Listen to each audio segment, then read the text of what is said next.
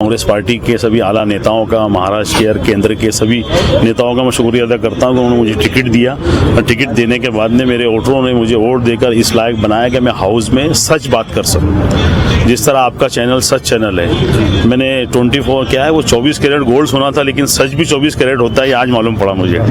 तो जिस तरह आपका चैनल सच बोलता है उस तरह मैंने वहाँ पे सच बात की है कि भाई मैं किसी एक समुदाय की तरफ से बात नहीं कर रहा था, मैंने सभी की बात की है कि कोई भी धर्मगुरु कोई भी धर्म के ऊपर जो टिप्पणी देता है, वो ईस्ट स्पीच जो हिंदू मुस्लिम में दरार फैलाने की कोशिश करता है, तो वो आदमी के ऊपर एक सादी से कलम लग के छूट जाता है। तो उसके ऊपर इतनी कलमी होनी चाहिए कि उसकी चार्जशीट जब तक कंप्लीट ना हो तब तक उसकी बेल ही नहीं मिलनी चाहिए। साजिद खान साहब, आपका बहुत बहुत खैर मकदम है हमारे सच 24 चैनल में। मैं सच 24 चैनल जी।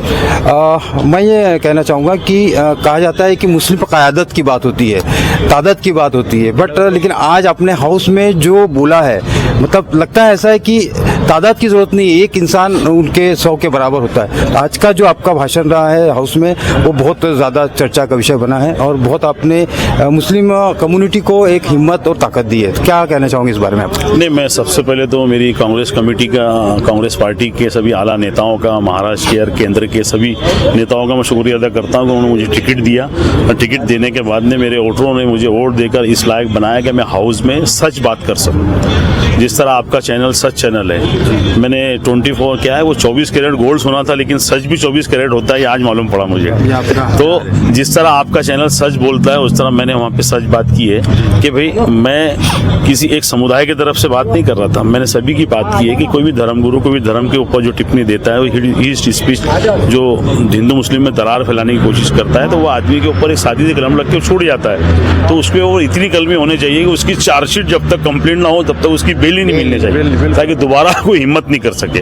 और मैंने हक की बात की है और मैं आगे भी ऐसी सच और हक की बात करता रहूँगा। और मैं आपके चैनल के माध्यम से मैं मेरे सभी वोटरों का और तमाम नागपुर शहर के सभी वासियों का मैं तहे दिल से शुक्रिया करता हूं कि मैं 3 दिन से नागपुर में आया हूं। 3 दिन से लगातार रोज शाम को कार्यक्रम, रोज शाम को सत्कार चल रहा है। मुझे लग ही नहीं रहा कि मैं अकोला में हूं कि नागपुर हूं। तो मैं नागपुर के सभी लोगों का, जो बड़े दिल वाले हैं, मैं सभी का शुक्रिया अदा करता हूं कि उन्होंने मुझे अपना समझकर एक अपनेपन का एहसास कराया। मैं आपके चैनल के माध्यम से उनका सबका शुक्रिया अदा करता हूँ। शुक्रिया।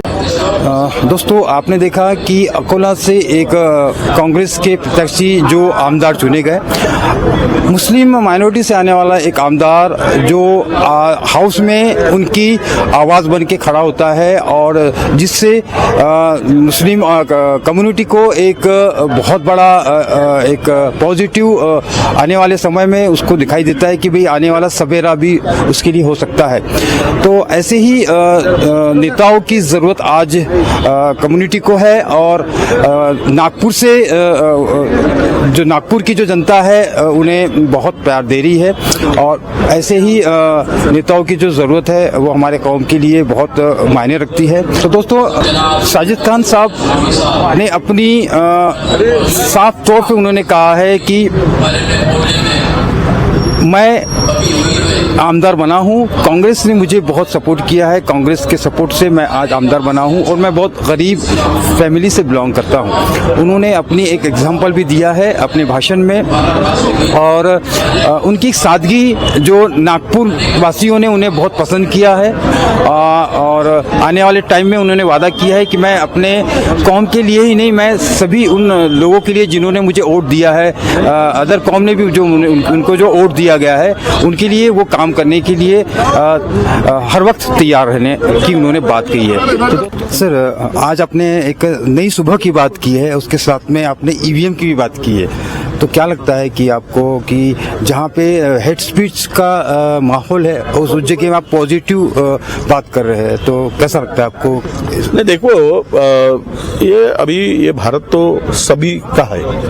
हिंदुस्तान में कोई किसी के बाप का तो हिंदुस्तान है नहीं, सबका है, सबकी मलकियत है, सब मालिक है। पर आजकल जिस तरह से आपस में लड़ाकर खुद की रोटी सेकने का जो काम चल रहा है, उसी को लेकर हमने कहा कि जो कोई ज्यादा हेड स्पीच देता है तो वही आगे बढ़ता है। वो जो मुस्लिमों के खिलाफ में अब फैशन बन गया है, मुस्लिम के खिलाफ में बात करो और पोस्ट ले लो। ये सब रुकना चाहिए। हिंदुस्तान की बांटने की बात नहीं होनी चाहिए, हिंदुस्तान के लोगों को जोड़ने की बात होनी चाहिए। ये मेरा उद्देश्य था उस बोलने के पीछे। और रहा सवाल कल की सवेरे की, तो मुझे लगता है सूरज उगता भी है और डूबता भी है। तो यहाँ पे सल्तनतें बहुत आई है, निकल भी गई और नया सवेरा होते गया है। तो हम लोग कल सवेरे की बात करते हैं, जो आएगा और हम सबको लेकर नया हिंदुस्तान की नींव रखने की बात होगी।